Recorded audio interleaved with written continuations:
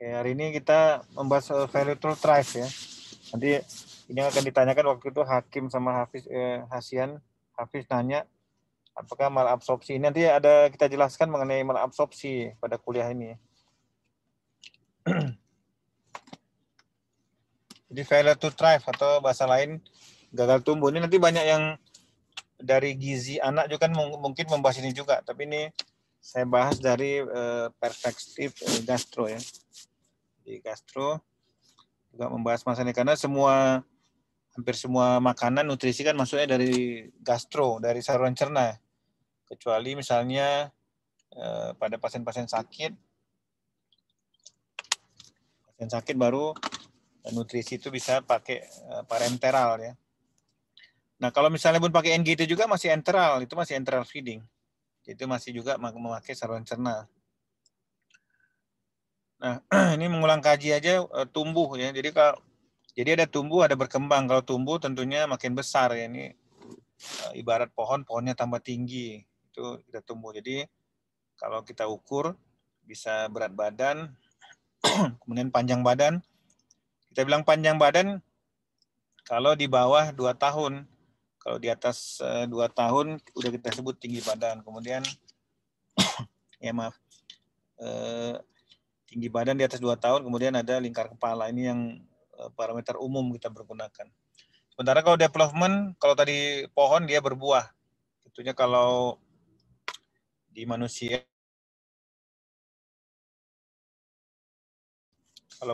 dia skills ya. Jadi kita skills lab itu dalam rangka perkembangan.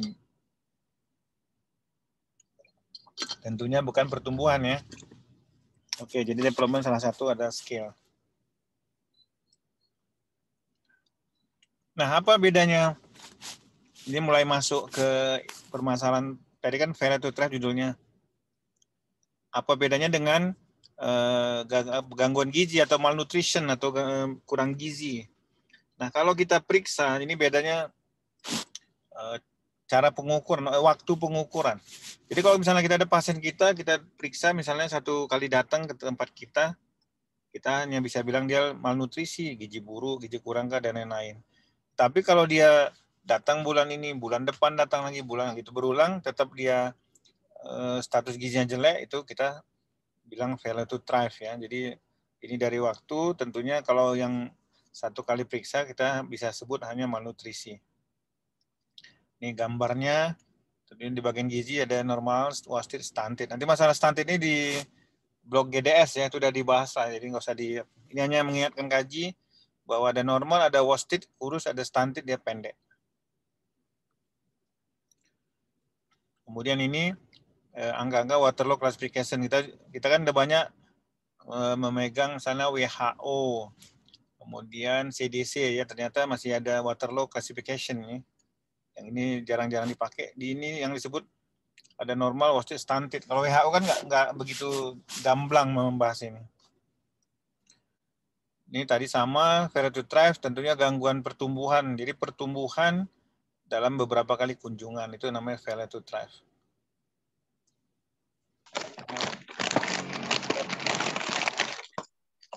Hubungan dengan malnutrisi ya, jadi tentunya dengan gangguan nutriennya masuk kurang adekuat sehingga terjadi malnutrisi. Jadi disebut-sebut malnutrition is the sine qua non of the failure to thrive. Artinya malnutrisi itu adalah gerbang, malnutrisi itu adalah awal terjadi failure to thrive. Jadi kalau kita mau cegah failure to thrive, tentunya harus kita cegah malnutrition. Ya sekarang kan lagi heboh kan stunted. Kita cegah itu bukan stunting yang kita rubah, tetapi malnutrisi kita taati. Malnutrisi yang jadi gizi baik biasanya stunting juga akan teratasi ya. Jadi jangan salah-salah kampanye, nanti kan kalian sebagai dokter ya. Jadi jangan ikut-ikut politikus istilahnya. Kita harus mengedukasi yang benar. Sebenarnya problem stunting juga itu adalah problem gizi. Kalau gizinya bagus, semua bagus, biasanya stunting juga akan terkoreksi. Oke, ini jadi kenapa orang bisa gizi buruk? Tentunya pengaruh 2 faktor ya. 2 faktor. Yang pertama intake. Jadi kalau intake-nya bagus, makannya banyak, minum banyak, kualitasnya bagus, tentu harusnya tidak terjadi gangguan gizi ya. Nah kalau misalnya intake-nya udah bagus, masih juga terganggu, mungkin penyerapan atau mungkin output. Tentu misalnya dia sering diare, tentunya yang masuk banyak dikeluarin gitu. Kira-kira seperti itu. Jadi secara garis besar seperti itu. Masuknya kurang atau masuk cukup tapi pengeluarannya, outputnya yang banyak. Itu akan mengganggu tentunya pertumbuhan. Ya. Ini terus saja. Nah, secara umum ini banyak sebenarnya penyebabnya, tapi ini beberapa aja. Kita lihat bahwa penyebab gangguan tumbuh, jadi growth disorder, gangguan tumbuh lah. Itu tentunya kalori yang masuk dengan keluar tidak seimbang. Bisa ini boleh aja keluarnya dari vomiting atau malabsorpsi atau diare itu boleh. Apapun penyebabnya, tapi tetap kita cari kita hitung antara masuk dengan keluar, itu prinsip dasar. Nah pada pasien-pasien sakit juga bisa, pasien demam, tapi ini kan temporer ya. Atau memang ada kelainan tiroid, misalnya hipertiroid, ya tentunya dia intake-nya lebih dibanding dari anak normalnya. Pada waktu infeksi juga seperti itu. Kemudian beberapa kondisi akan mengganggu intake, misalnya pada sakit-sakit anak-anak dengan gagal jantung ya, atau kelainan jantung. Nanti jangan heran pada anak-anak yang berat badan nggak tumbuh, itu sering kita pastikan jantungnya normal atau enggak, kita konsul, kita eko. Jadi kita pastikan, karena salah satu yang mengganggu intake itu adalah gangguan pada jantung. Jangan lupa ini, yang maksudnya congenital heart disease. Ini spesifik pada bayi ya. Kalau pada dewasa ini nggak pernah dibicarakan. Nah ini lingkaran, misalnya nutrisi tentunya untuk pertumbuhan, untuk imunitas ini seperti lingkaran, ini berlaku umum. Artinya kalau kita berikan nutrisi yang cukup, gizi yang cukup, tentu tumbuh kembangnya akan bagus, terutama pertumbuhan ini akan meningkatkan imunitas. Imunitas bukan ini, maksudnya immunity bukan menyebabkan penyakit. Ini jadi imunitas tentunya akan menurunkan penyakit ya, karena kebal. Ya, dengan penyakit nggak ada, tentunya intake yang masuk tadi tidak terganggu ya. Ini harus dipahami seperti ini. Bukan berarti imunitas menyebabkan penyakit ya. Atau bisa dibalik juga, nutrisi rendah, growth rendah, nah itu bisa imunitas rendah atau disease, tapi meningkat lah harusnya, tidak sama juga. Oke, jadi seperti saya bilang, nanti slide-nya boleh dibagi melalui counting, tapi harus dipahami betul ya, jangan dilihat slide-nya secara gamblang, harus dipikirkan gitu. Arah panahnya ini kadang-kadang tidak begitu tepat. Oke. Nah, kemudian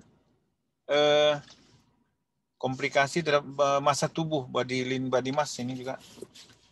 Misalnya kehilangan sekian persen, tentunya akan, ini teori-teori berlaku umum.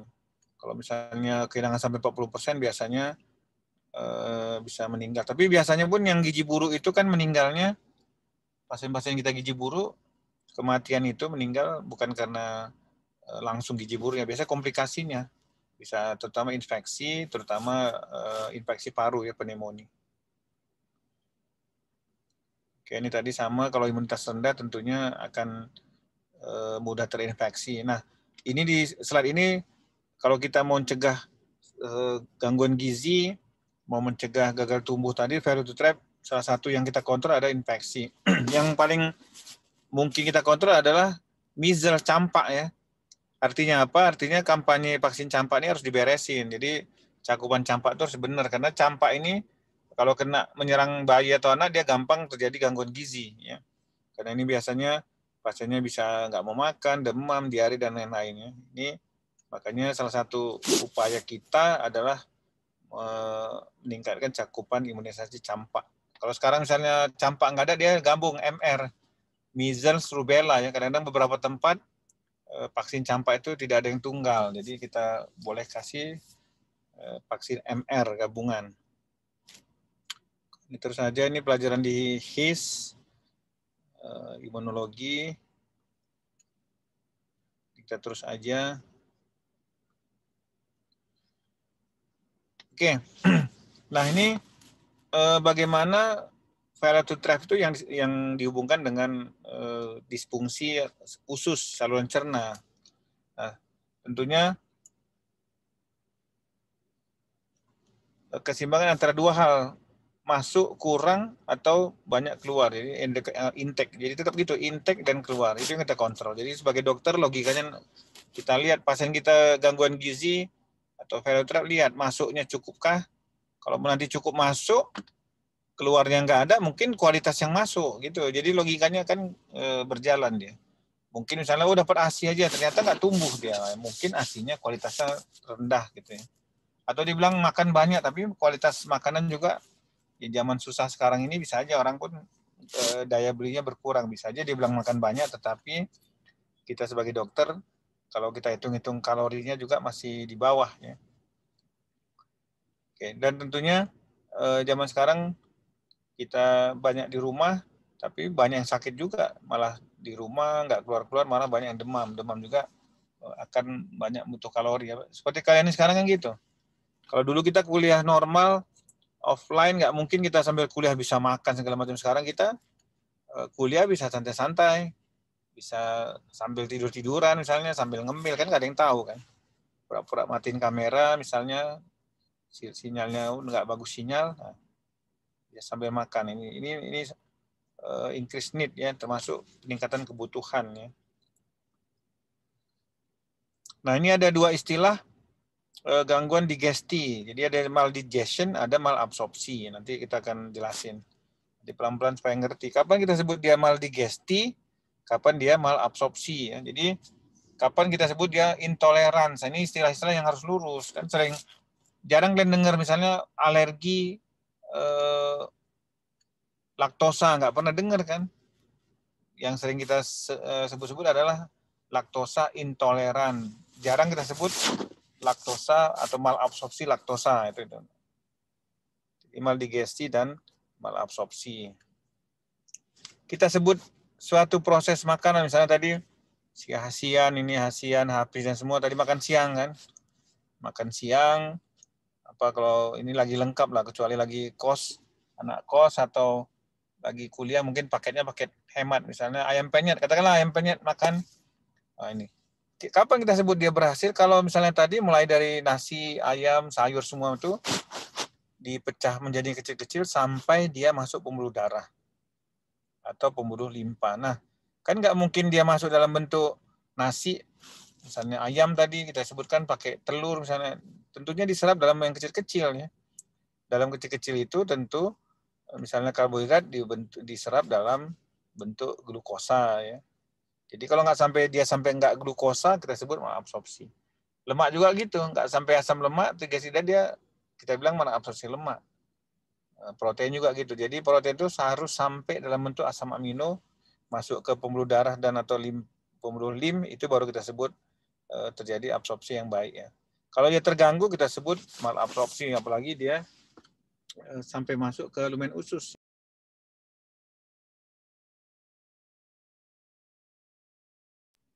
Oke, kita lanjut. Kenapa terjadi malabsorpsi?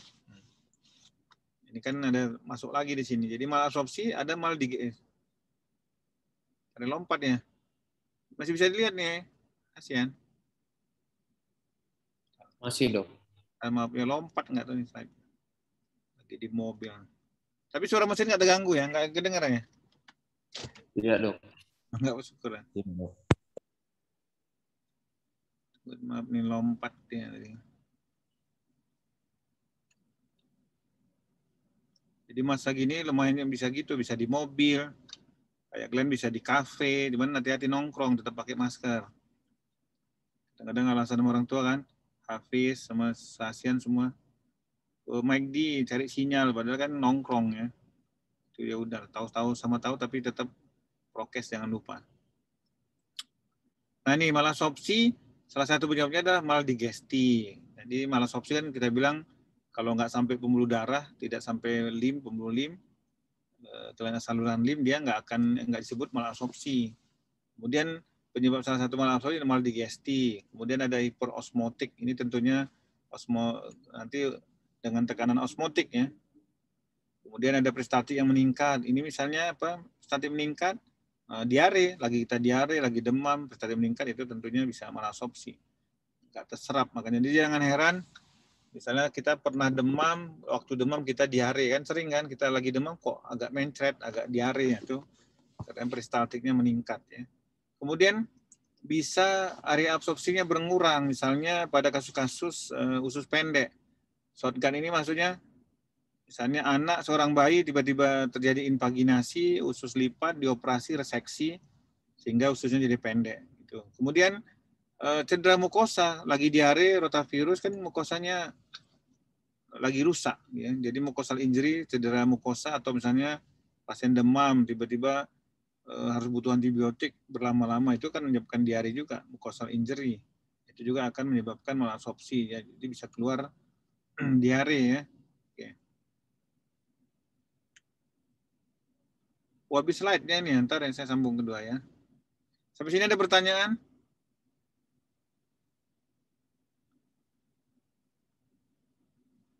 Ada pertanyaan? Belum, Dok. Mas, belum. Mudah-mudahan masih bangun ya, masih bangun semua. Kasihan, masih kawannya Masih, Dok. Masih, Dok. Masih dokter. Nah, kayak kita happy aja ya, jangan jadi wabah ini jangan dibawa stres, bawa gembira-gembira aja. Ya kita belajar, ya mudah-mudahan kalian lulus, nah, jangan kalah-kalah juga. Oke, kita lanjut. Jadi tadi kan salah satu maldigesti ya. Tadi kan kalau kita cerita malabsorpsi yang kecil-kecil. Kalau maldigesti contohnya gini. Misalnya kita makan, ini kan enzim, cerita enzim ya. Kita makan sayur misalnya ya. Pas kita buang air besar, tiba-tiba keluar sayur lagi utuh. Itu maldigesti. Bisa paham tuh kan. Kalau tadi misalnya kita makan daging, atau keluar kayak minyak gitu ya.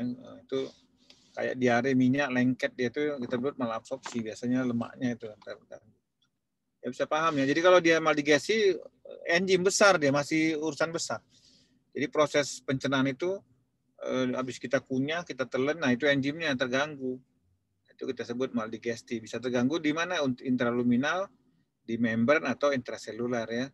Salah satu ya gangguannya enzim laktase. Jadi laktosa intoleran sini urusannya, di membran ini. Jadi bisa kalian lihat letak laktase itu di membran ya, atau brush border. Kemudian kalau terjadi diare, misalnya ini penjelasan seperti ini. Kalau dia terjadi diare, kan sering nanti perhatikan lah kalau memang belum nanti kalau pada bayi-bayi yang diare itu biasanya dia susu bisa, atau susunya nggak tahan. Nanti ibunya bilang, dok, dia kok minum susu tambah mencret, tambah diare ya dok. Itu terjadi mukosanya cedera, rusak mukosa istilah kita. Jadi ini terjadi kenapa? Di mukosa kita kan ada Tag Johnson namanya ya. Kalau ingat kuliah diare, Tag Johnson. Yang kita pernah saya ceritakan, kalau masih ingat, kalau kita normal kita keluar dari pintu, tapi kalau nggak normal lagi ada bilang, oh kebakaran, kita keluar dari jendela macam-macam, itu diingat. Jadi sama juga itu. Pada waktu normal kan Tag Johnson, anggaplah saringannya normal. Tapi pada waktu diare, pada waktu mukosa rusak, saringan itu besar-besar sehingga makromolekulnya masih yang besar-besar terserap dia, bisa lolos. Nah, ini yang membuat alergi ya, semacam alergi. Jadi pada bayi yang rusak mukosa, susunya nggak sempurna dipecah, makromolekulnya masih lolos, itu menyebabkan diare ya.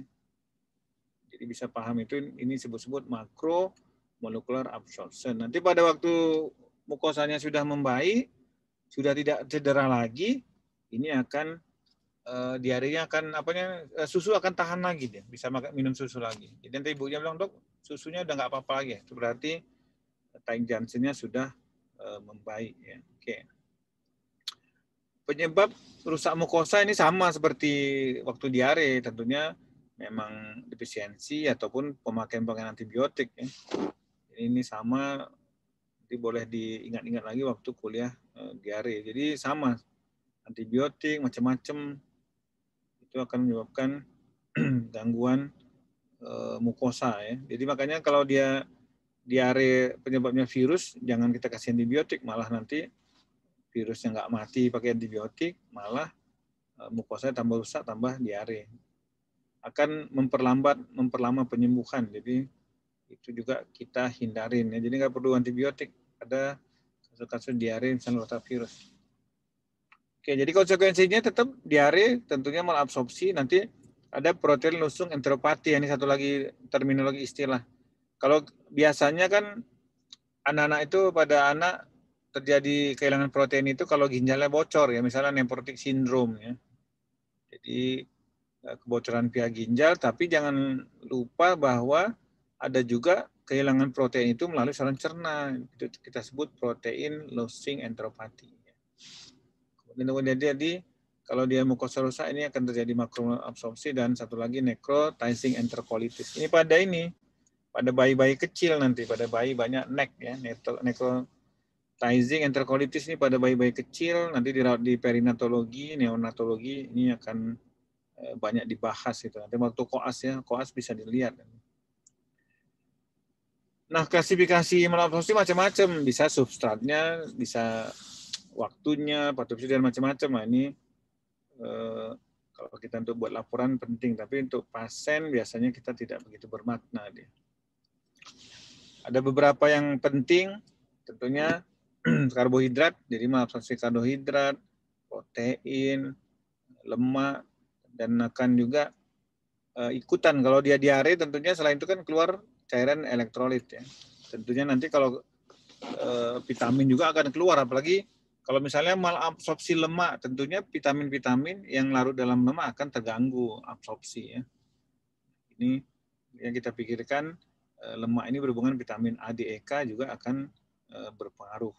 Nah, kalau dia semua malabsorpsi, kita sebut pan malabsorption. Misalnya hubungan beberapa negara di Amerika buat pan Amerikan, itu pan. Diabsorpsi beberapa jenis, beberapa substrat kita sebut pan malabsorption ya. Oke, ini tetap kita teruskan aja penyebabnya tadi bakteri macam-macam overgrowth. Nah, ini bakteri overgrowth ini perlu jelaskan. Ini biasanya kalau kita kasih antibiotik yang nggak tepat dia, jadi tumbuhnya berlebihan. Kalau bahasa Indonesianya bakteri tumbuh lampau, tapi lampau bukan lampau masa lalu, jadi melampaui normal ya, bakteri overgrowth ya. Jadi bakteri-bakteri yang di kolon itu dia pindah ke usus halus. Jadi small intestine bacterial overgrowth, SIBO. Kalau pernah dengar nanti ada tulisan SIBO, SIBO itu adalah small intestine bacterial overgrowth. Ini akibat antibiotik salah satu pindah tempat ya. Jadi harusnya dari di kolon dia pindah ke usus halus. Ini kan akan membuat masalah juga. Nah, kemudian kalau karbohidrat ini biasanya berhubungan dengan enzim amilase ya. Jadi berhubungan dengan amilase, kalau tadi tingkat atas dia, kalau nanti periksa misalnya di feses masih ada bentuk amilum, itu kita sebut masih maldigasi, besar-besar dia. Kalau malabsorpsi harusnya dalam bentuk yang kecil-kecil ya. Oke, kemudian karbohidrat ini penting di saluran cerna, karena di usus kita kan ada probiotik, ada namanya bakteri yang baik di saluran cerna ya, mikrobiota usus. Sering mikrobiota usus ini akan memfermentasi karbohidrat di saluran cerna menjadi asam lemak rantai pendek atau short chain fatty acid. Nah, harus ingat bahwa usus terutama kolon makannya dari kolon. Jadi jeruk makan jeruk, kolon ya makan dari kolon, nggak bisa di tempat lain. Makanya kalau kita pakai infus parenteral nutrition agak susah tercapai nutrisi yang kita target. Jadi usahakan kalau udah memungkinkan, nanti mana tahu ada yang dari dokter bedah, ya pasti ada di antara ini. Jangan lupa itu, kita harus kalau memang sudah memungkinkan harus segera kita pakai usus ya. Jadi pakainya nggak mesti dari mulut, bisa via NGT misalnya. Yang penting enteral. Usus harus kita pakai. Ini jadi kita lihat kalau misalnya ada pasien operasi atau pasien harus puasa, kita lihat yang paling korban itu adalah usus besar ya. Kenapa? Karena 70% dari usus itu, usus besar, nutrisinya dari intraluminal. Dibanding misalnya usus halus yang dia bisa dari tempat lain ya, hanya 40% intraluminal. Jadi kalau dia ada kejadian misalnya trauma kapitis lah, pasiennya nggak bisa makan segala macam, usus besar akan korban, makanya sering terjadi pada pasien-pasien head injury bisa terjadi perdarahan saluran cerna. Ini yang juga yang harus kita pikirkan. Selanjutnya lemak triglycerida ini rumus bangunnya ada yang short chain, ada medium chain, dan ada long chain. Nah, kalau pada kasus-kasus yang terjadi malabsorpsi lemak, minimal kita kasih yang medium chain, NCFA, jadi medium chain fatty acid ya. Jadi kita kasih rantai yang sedang lah. Atau kalau bisa pendek kan payah. Ini yang short chain-nya agak susah. Jadi kita kasih yang di kemasan itu ada dijual yang medium chain fatty acid ya. Ini kalau terjadi malabsorpsi lemak ya. Jadi ada susu, nanti coba lihat di susu itu ada disebutkannya bahwa susu ini memakai MCT ya. Medium chain triglycerida. Jadi MCT medium chain triglyceride. Nanti kalian lihat di produk susu itu susu-susu yang khusus kasus-kasus malabsorpsi lemak. Jadi kalau bayi kita ada malabsorpsi lemak, kalau dia nggak dapat ASI, tentunya kita kasih yang MCT triglyceride-nya yang rantai sedang. Oke, ini biasanya kalau zaman dulu, mudah-mudahan masih sama ya. Ini dikerjakan di laboratorium kimia, di biokimia ini. Semua perisian ini segala macam ini biasanya kita dilakukan di laboratorium waktu praktikum biokimia ya. Jadi kayak mana malabsorpsi lemak, protein, dan itu tes lipiodol segala macam juga itu dilakukan di biokimia. Oke, ini yang sudah saya sebutkan tadi. Jadi kalau kita ada bayi kita, pasien kita, pasien anak yang kita duga mengalami satu malabsorpsi lemak, jangan lupa harus kita kasih triglyceridanya yang rantainya sedang ya. Jadi medium chain triglyceride, ini jangan lupa.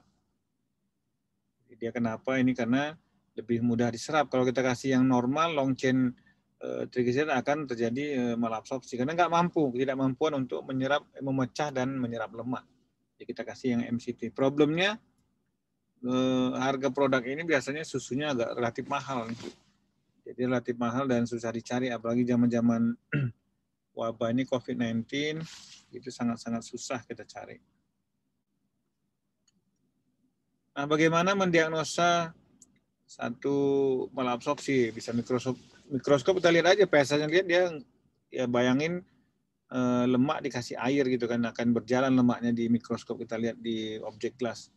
Kemudian ini beberapa tes ini adalah tes yang dilakukan di biokimia. Ini udah harus diajarin nih. Dulu kita pernah cek ke biokimia, ini kita minta mahasiswa diajar beberapa pemeriksaan ini. Jadi malabsorpsi lemak, protein, dan lain-lain harus diajarkan di biokimia ya. Ini juga sama tes lipiodol itu untuk amilum karbohidrat ya. Jadi akan berubah warna dia.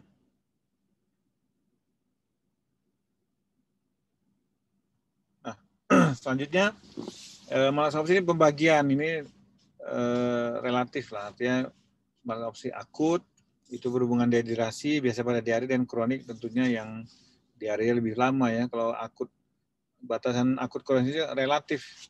Ada juga yang menyebutkan malabsorpsi berhubungan dengan diare, artinya kalau di bawah 14 hari kita sebut dia akut, di atas itu udah mulai kronik ya. Sementara kalau dia diare, kita tidak sebut kronik diare pada WHO, yang kita sebut adalah persisten diare ya. Jadi ingat, tentunya kalau dia malabsorpsi berlangsung dalam jangka waktu yang lama, akan meningkatkan risiko terjadinya gagal tubuh atau failure to thrive. Jadi dia nyambung kemari ya.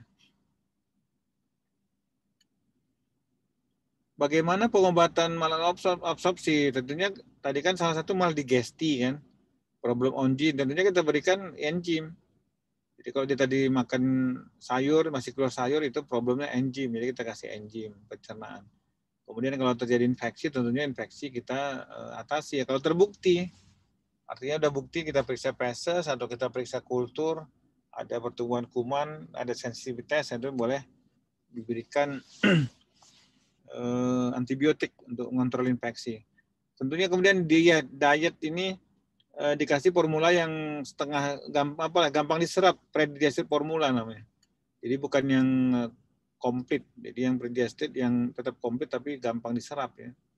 Predigested formula istilahnya, dan cuman formula gini juga high cost, biasanya akan menambah biaya pasien. Yang lain kita lakukan pada malasopsi mensupport jangan sempat terjadi dehidrasi. Tetap cairan dikasih, elektrolit, mineral, dan tentunya makanan-makanan juga dikasih. Kita atur seperti di atas ini, kita utak-atik konsentrasi makanan dan lain-lain supaya dia tidak terjadi malabsorpsi, malnutrisi atau malnourish ya. Kita mengobati atau mengatasi malabsorpsi akan mencegah terjadi malabsorpsi, terjadi malnutrisi. Jadi malabsorpsi ujung-ujungnya malnutrisi. Malnutrisi berulang-ulang akan menyebabkan gagal tumbuh atau failure to thrive. Nah, bagaimana kalau kita sebut nanti membaca jurnal malabsorpsi sindrom, ini bahasanya sindrom ini kumpulan beberapa gejala ya, gejalanya banyak nih. Nanti setelah udah dia kurus, gizi buruk, terjadi laktosa intoleran, kemudian macam-macam, nah itu kita sebut sindrom. Seperti disentri misalnya, BAB, mencret berdarah, pakai demam, pakai pasien terlihat sakit, segala macam banyak itu kita sebut disentri, sindroma disentri. Sama juga dengan ini, tentunya malasopsi yang plus-plus ya, kita sebut malabsorpsi sindrom. Dia ada kumpulan dari beberapa gejala, nggak tunggal dia. Selanjutnya kita bahas mengenai laktosa intoleran. Tadi sudah sebut-sebut. Jadi kalau dia laktosa intoleran dihubungkan dengan aktivitas laktase, enzim laktase di Bruch's border tadi. Kemudian, nah kalau kita, jadi ini bedanya, intoleransi itu klinis. Kalau kita lihat minum susu mengandung laktosa, dia diare, perutnya kembung, sering platus.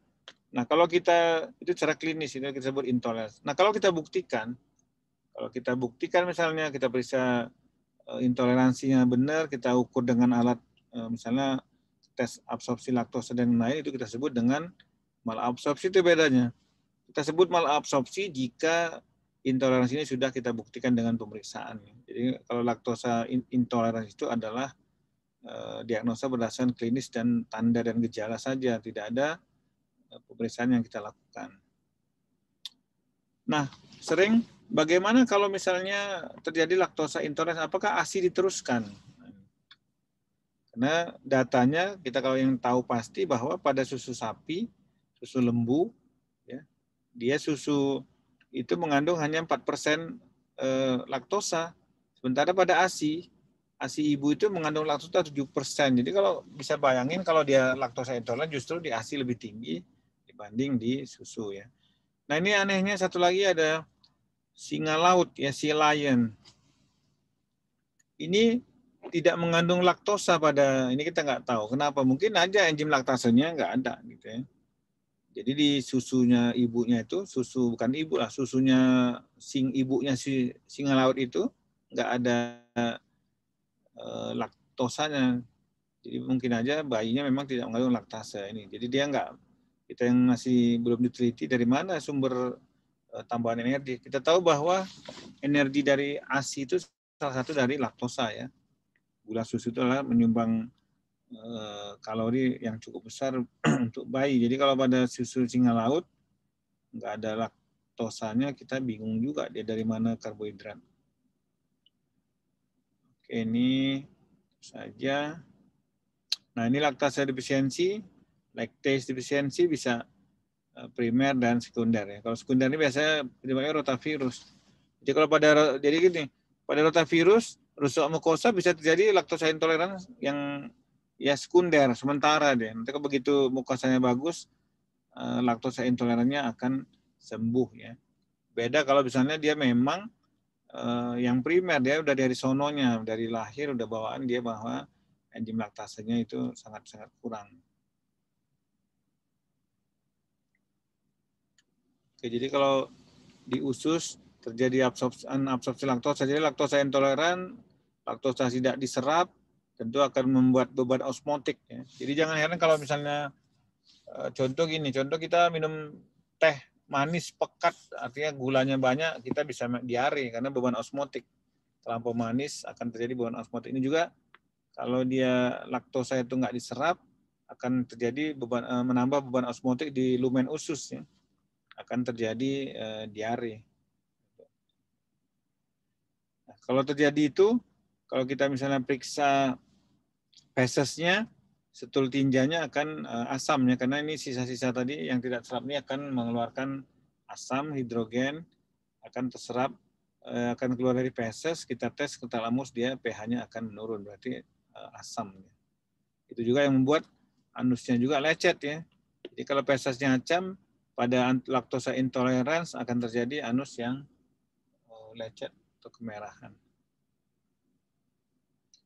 Ini cara mendiagnosanya bisa laktosa toleran test, kemudian bisa periksa pH tinja tadi yang sederhana, kemudian laktosa loading test, nanti lihat cara periksanya, kemudian breath hidrogen test. Ini yang sebenarnya yang salah satu yang kita pegang adalah uji hidrogen pernapasan. Jadi bayangkan kalau tadi ada penelitian lain itu urea breath test ya, tapi ini adalah hidrogen breath test, hidrogen atau uji napas hidrogen. Beda deh. Ini satu lagi urea, itu untuk Helicobacter pylori. Tapi prinsipnya sama, prinsip kerjanya sama. Jadi ada breath hidrogen test namanya. Ini klinis test ya sambil lihat aja. Ini biasanya di biokimia dikerjakan, tapi ini jarang kita kerjakan lagi ya. Karena kalau bisa kita periksa adalah breath hidrogen test, lebih sensitif. Ini cara ngerjakannya. Jadi kita puasakan, kita kasih laktosa. Nah, breath hidrogen test ini juga bisa mendiagnosa fruktosa intolerance ya. Kalau tadi kan ini laktase, laktosa. Ini bisa fruktosa, gula buah. Jadi beberapa pasien kita nggak tahan gula buah, kita suruh minum jus, ternyata perutnya gembung. Kita juga ada beberapa gitu kan. Kalau kita banyak minum jus, banyak makan buah-buahan, kita perutnya gembung. Itu bisa saja fruktosa intolerance ya. Jadi ini juga bisa ditangkap oleh alat itu. Jadi alat breath hidrogen test bukan hanya untuk uji napas hidrogen akibat laktosa, bisa juga akibat fruktosa ya atau gula buah. Nah kalau pengobatan tentunya laktosa di stop. Tapi kalau ASI-nya terus ya. Jadi nggak ada kesepakatan. Kenapa? Selain walaupun laktosa ASI 7% lebih tinggi, tapi dia kan ada yang lain, ada antibodi, ada nutrisi yang sangat baik buat bayi. Jadi kalau pada kasus-kasus laktosa intoleran, hampir semua sentra menganjurkan diteruskan ASI ya, tidak di stop ya. Oke. Ini cosmic protein intolerance. Ini misalnya apakah dia intoleran atau cosmic protein intolerance ya. Kalau yang ini cosmic protein, yang satu kan laktosa, beda dari satu laktosa karbohidrat, yang satu protein. Tentunya kalau frekuensi lebih banyak yang laktosa intolerance ya. Kemudian kalau protein kan alergi ceritanya. Alergi itu tentu bukan hanya saluran cerna, bisa saja selain gejala di saluran cerna akan menimbulkan gejala di luar saluran cerna. Misalnya dia perutnya gembung, diare dengan gatal-gatal di pipi atau gatal-gatal di kulit, itu adalah tanda-tanda cosmic protein intolerance. Sementara kalau dia laktosa intoleran, cenderung gejala itu adalah di saluran napas. Kalaupun misalnya di luar tuh anus, kan anusnya juga masih ujungnya saluran cerna ya. Misalnya anusnya lecet atau perut kembung dan lain-lain, itu adalah masih di saluran cerna. Nah, sementara kalau satu lagi, kalau yang laktosa intoleran dia dosis dependen. Kalau dia dosisnya besar, dia gejalanya makin muncul. Tapi kalau dia yang intoleran protein, dia dosis kecil juga akan menyebabkan gejala yang sama persis. Oke, ini Gottman kriteria sebenarnya nggak pernah dipakai lagi ya. Artinya gini, kita curiga dia alergi, kita curiga dia intoleran, kita stop susu misalnya gitu. Nah kemudian setelah 48 jam, 2 hari 2 malam kita kasih lagi. Kalau dia muncul gejala kita sebut positif ya. Tapi ini nggak dilakukan lagi, ini hanya sebatas teori. Pada prakteknya kita nggak pernah melakukan Gottman kriteria ya. Karena itu kurang etis, sudah dia nggak cocok, kita kita kasih lagi. Kemudian ini kita teruskan aja, kalau rusak mukosa bisa losing enteropati, diagnosa dengan biopsi. Nah ini terus saja. Nah, protein losing enteropati ini kita periksa dengan isotop sulit ya. Artinya kita makan isotop, bubur isotop kayak nuklir radioaktif. Kemudian kita tangkap di fesesnya, berarti dia ada entropati, atau juga kita periksa dengan tidak langsung dengan rekal alpha 1 antitripsin. Ya. Jadi pecah-pecahan protein itu kita periksa di feses. Ini yang bisa kita lakukan. Oke, sampai sini kuliahnya. Ada 2 topik, memang karena sore kita sampaikan lebih cepat. Silakan kalau ada pertanyaan sebelum adzan asar, silakan. Saya stop screen ya.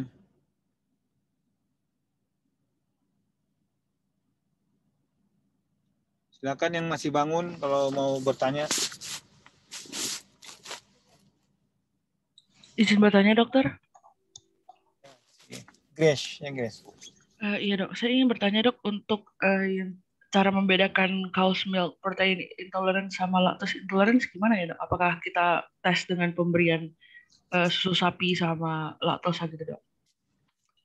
Ya itu sebatas apa Grace? Sebatas itu untuk mengetahui, misalnya kita, Grace misalnya dokter kan, dokter terus kita kasih susu misalnya gitu. Dia ibunya misalnya, dokter Grace, bayi saya minum susu kok jadi diare gitu ya, kira-kira gitu kan.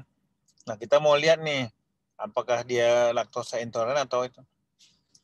Nah kalau dia laktosa intoleran kan kejadian sering kan, dan kalau dia alergi lebih jarang. Terus satu lagi nih, kita tanya riwayat keluarga. Riwayat keluarga ada alergi enggak? Misalnya, oh iya dok, mamanya alergi, papanya enggak. Atau dua-dua papa mamanya alergi, ada asma segala macam. Dan misalnya dia minum susu bisa alergi, kita bilang apalagi ada tanda-tanda di pipi misalnya. Tanda merah-merah di pipi, kemudian dia pada bayi ada tanda-tanda alergi lain, misalnya hidungnya grok-grok, nah itu. Sementara yang itu kita curiga yang intoleransi, gejalanya saluran cerna semua, misalnya pasien Grace minum susu mencret tapi nggak ada keluhan lain, jadi mencret, gembung, anusnya lecet, nah, itu kemungkinan adalah yang laktosa intoleran. Ya bisa ngerti ya. Jadi kalau yang alergi tadi nggak usah dari klinisnya ada riwayat keluarga alergi, ada keluhan di luar saluran cerna, misalnya pipinya merah, ada sering napasnya bunyi-bunyi, nanti jumpa kasusnya. Hidungnya grok-grok itu ada tanda-tanda di luar saluran cerna ya. Itu biasanya kalau nanti mau lebih lanjut kita bisa tes alergi, tapi biasanya anaknya lebih besar ya. Itu Grace ya. Jadi dari klinis bisa kita bedain. Baik, terima kasih banyak dokter. Izin bertanya dok. Ya lanjut. Baik dok. Tadi di namanya sebut siapa namanya? Tantri siapa? Ya dok. Perkenalkan dok, nama saya Tantri Tahira Pasaribu. Ya, izin bertanya. Pada saat tadi diberitakan kalau pasien itu diare, berarti peristaltiknya naik ya dok. Nah kalau misalnya dia peristaltiknya turun, itu pertanda diarenya dengan dehidrasi berat atau gimana? Oh gini, misalnya pada pasien diare kan kita sebut peristaltik meningkat kan secara patofisiologi lah ya, kompensasi kan, meningkat bisa diare atau dia membuang metabolik diare supaya keluar gitu ya, maksudnya gitu. Tapi pada kasus tertentu dia tidak diare, tidak peristaltik malah menurun, itu maksudnya. Iya. Oke, jadi bayangin gini, kalau usus cepat, kemudian banyak gas ya gitu, dia distensi, biasa gitu kejadian. Jadi diare, muntah-muntah atau mencet-mencet, kemudian terjadi distensi ususnya besar, atau anaknya rewel, aeropagi, ketika aeropagi ketelan udara dia kena nangis, atau terjadi laktosa intoleran yang sekunder ya, minum susu jadi gembung. Nah jadi kalian bayangin balon, kalau balon itu diembus jadi apa? Jadi tipis kan, sama dengan saluran cerna. Saluran cerna itu kalau kita embus bukan diembus lah, banyak gas itu akan gembung dia. Gembung kan terbendung aliran darah kan. Bisa dibayangin ya. Dia distensi atau meteorismus, aliran darah terbendung, tentu peristaltik akan menurun. itu dia, karena terbendung ada darah apa. Jadi peristaltik menurun itu dalam rangka usus kita menjaga supaya jangan cedera, jadi ususnya agak istirahat. Ya. Jadi kalau kasus-kasus itu biasanya bukan karena dehidrasi beratnya, tapi karena distensinya yang menyebabkan peristaltiknya menurun ya. Ya itu misalnya nih. Atau obat-obatan misalnya nanti dikasih bidan obat menurunkan peristaltik, kalau kita nggak usah dikasih itu, akan terjadi penurunan peristaltik ya. Ngerti ya Tantri ya? Jadi nggak ada hubungan dengan dehidrasinya ya. Tidak. Atau misalnya kaliumnya rendah bisa juga. Kalium rendah hipokalemi kan peristaltik turun, itu bisa juga. Nah, dia dehidrasi, ada gangguan elektrolit, kalium bisa juga akan terjadi penurunan peristaltik ya. Oke. Terima kasih banyak. Ya.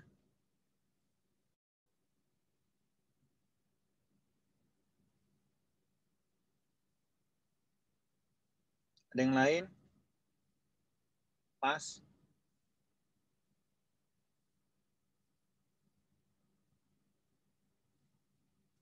Habis. Hasian gimana? Pas lanjut.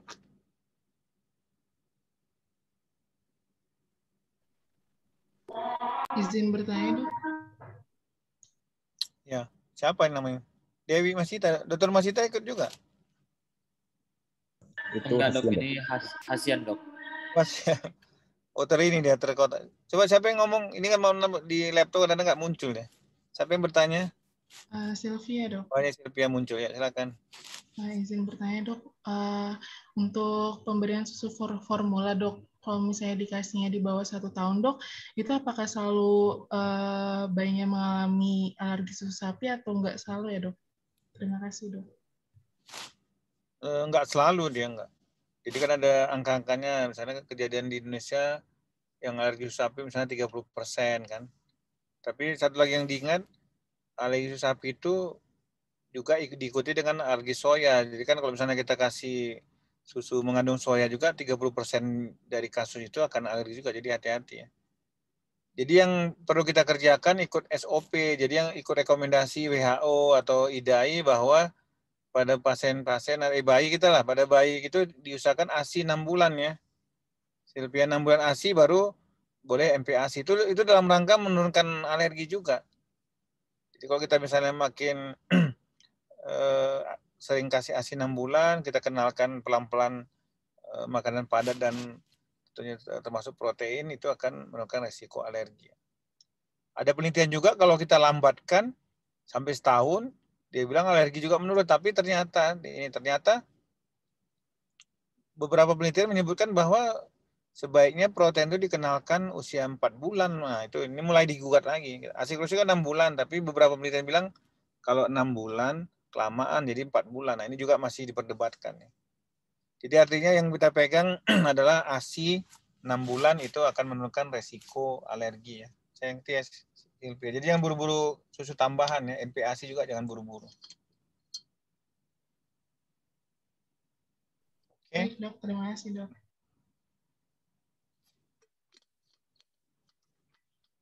Nanti ada kuliah selanjutnya. Hasian masih ada kuliah. Hafiz ada masih?